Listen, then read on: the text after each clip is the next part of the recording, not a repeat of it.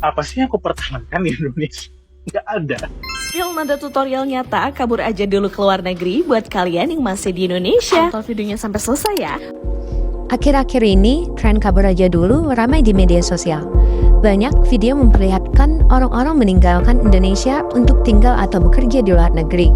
Dari naik pesawat, menikmati transportasi umum yang rapi, sampai kehidupan yang terlihat lebih tenang dan tertata. Tren ini muncul karena banyak orang mulai membandingkan kualitas hidup di luar negeri dengan di dalam negeri. Mulai dari pelayanan publik, lingkungan, hingga jenjang karir, semuanya dinilai lebih ideal di luar. Tapi, apakah benar kabur selalu jadi solusi? Dan bagaimana tren ini kami maknai sebagai calon ASN Kementerian PU yang turut membangun negeri? Berikut pendapat kami. Kabur aja dulu. Itulah yang sering dibahas dan viral belakangan ini. Aku nggak melihat kabur aja dulu sebagai anti nasionalis. Untuk banyak orang, itu soal keselamatan, karir, dan masa depan mereka. Kalau di Indonesia, jalan terasa buntu, biaya hidup naik, dan sebagainya, mencari peluang yang lebih jelas itu hal yang wajar. Kita tetap bisa mencintai Indonesia sambil bekerja dimanapun itu. Siapa tahu, dengan stabil secara finansial, kita justru bisa berkontribusi balik demi negara tercinta, Indonesia.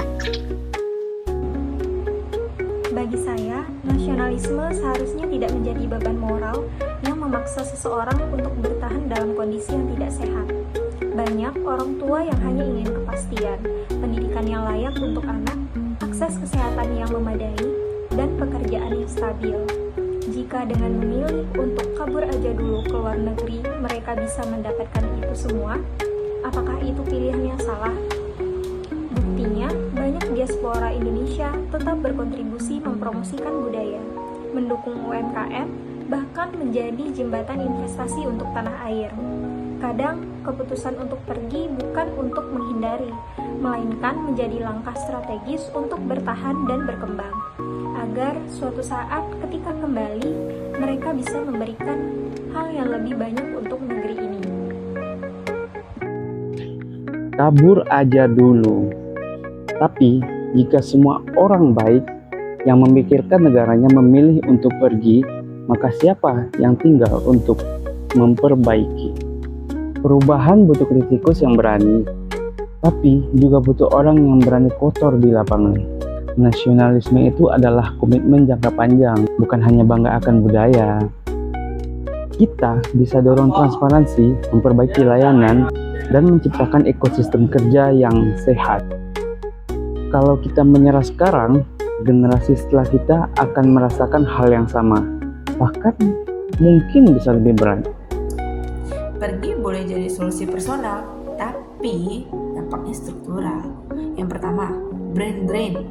Terus ada layanan publik kekurangan talenta dan inovasi mandek. Indonesia butuh loh orang yang cakap di sektor pendidikan, kesehatan, dan birokrasi. Kalau yang kuputin ikut kabur aja dulu, ya kesenjangan akan makin lebar. Mungkin lebih adil kalau energi protes kita diarahkan pada gerakan perbaikan seperti komunitas, koperasi, perbaikan kebijakan, atau inovasi. Tetap kritis, tapi hadir.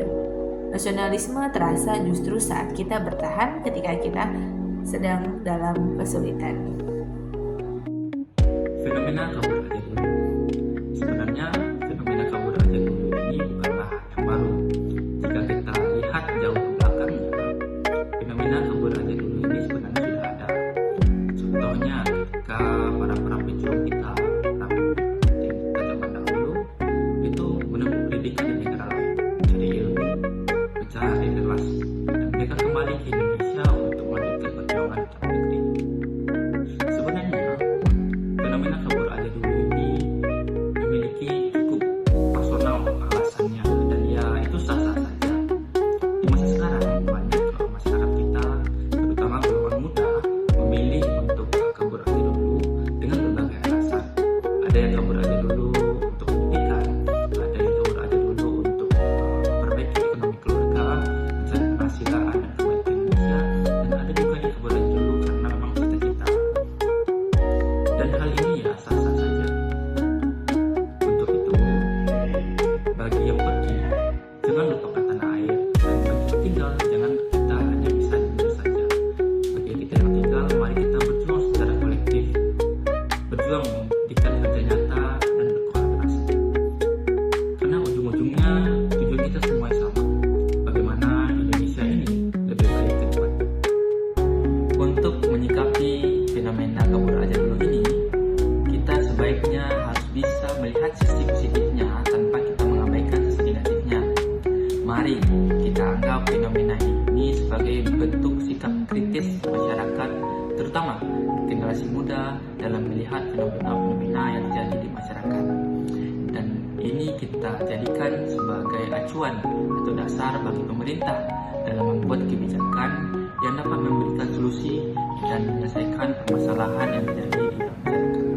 Kabur aja dulu bisa menjadi peluang jika mereka yang kabur aja dulu ke luar negeri dapat kembali ke Indonesia dan tentunya membagikan pengalaman selama studi atau bekerja di luar negeri. Ini dilakukan sebagai upaya untuk mendukung pembangunan di tanah air. Tentunya hal ini juga harus didukung dengan ekosistem yang menarik agar kebermanfaatan mereka kembali ke Indonesia ini bisa maksimal.